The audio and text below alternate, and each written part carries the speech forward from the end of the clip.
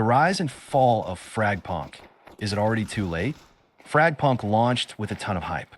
A flashy, fast-paced hero shooter with a unique card-based twist.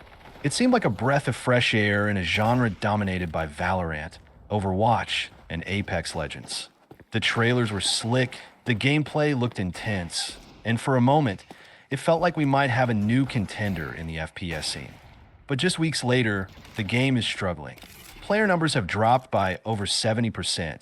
Matchmaking is taking longer, and even die-hard fans are starting to question if FragPunk can survive. So what went wrong? First off, the game's meta is a complete mess. This shard card system, which was supposed to make matches more unpredictable and fun, ended up making things frustrating instead. Certain overpowered abilities dominate every match, leading to a stale meta where the same few characters and strategies are used over and over again. Instead of rewarding skill and adaptability, it feels like the game just rewards whoever has the most broken card combinations. For competitive players, this is a nightmare. When the outcome of a fight is often decided before bullets are even fired, it kills any sense of fairness or strategy. Instead of skill expression, it's just chaos and not the good kind. Then there's the console release, or more accurately, the lack of one. FragPunk was supposed to be a multi-platform experience, but delays have left PlayStation and Xbox players waiting while the PC player base shrinks. And let's be real, live service shooters need a strong launch to build momentum. Games like Apex Legends and Valorant succeeded because they pulled in massive numbers early on, keeping things exciting with frequent updates. FragPunk, on the other hand, is already losing steam before console players have even had a chance to jump in. The monetization isn't doing the game any favors, either. FragPunk launched with a shop full of overpriced skins and bundles, which wouldn't be such a big deal if the game was thriving. But when your player base is already dwindling, slapping high price tags on cosmetics just makes it harder to convince people to stick around. 1. At a time when free-to-play shooters are offering insane cosmetics for reasonable prices, FragPunk's store feels completely out of touch. Players are already hesitant to invest time into a game that feels unstable. Why would they drop money on it? Another major issue is smuffing. High-ranked players have flooded low-level lobbies, creating new accounts just to dominate casual players. And because the player base is shrinking, it's even more noticeable. For newcomers just trying to enjoy the game, running into an FPS god on a fresh account is beyond frustrating. It turns what should be a fun, competitive experience into a painful one-sided slaughter. Games like Valorant and Apex Legends have faced similar smuffing issues, but they at least have systems in place to combat it. FragPunk? Not so much.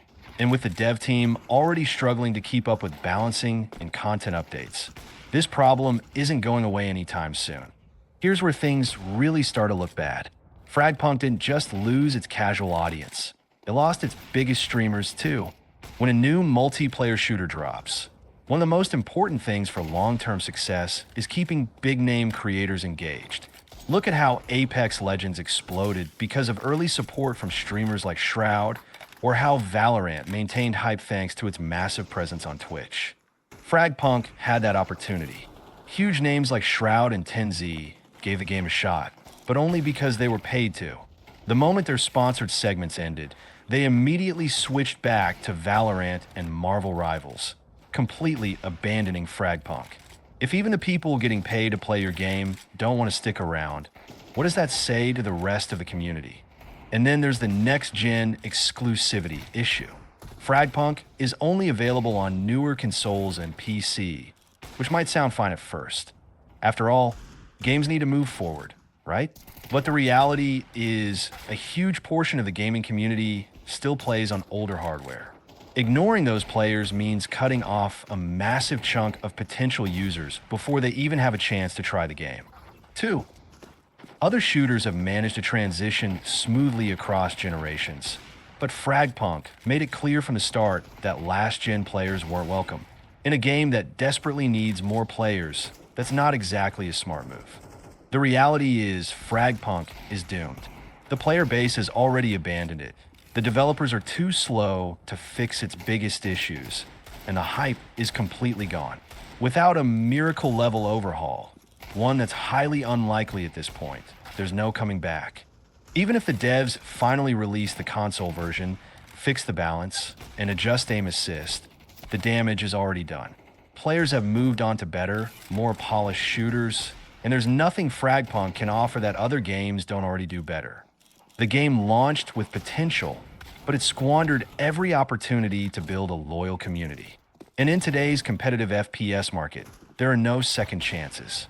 FragPunk isn't just struggling, it's dead in the water. Let me know what you think in the comments, but at this point, it's hard to see any future where FragPunk survives.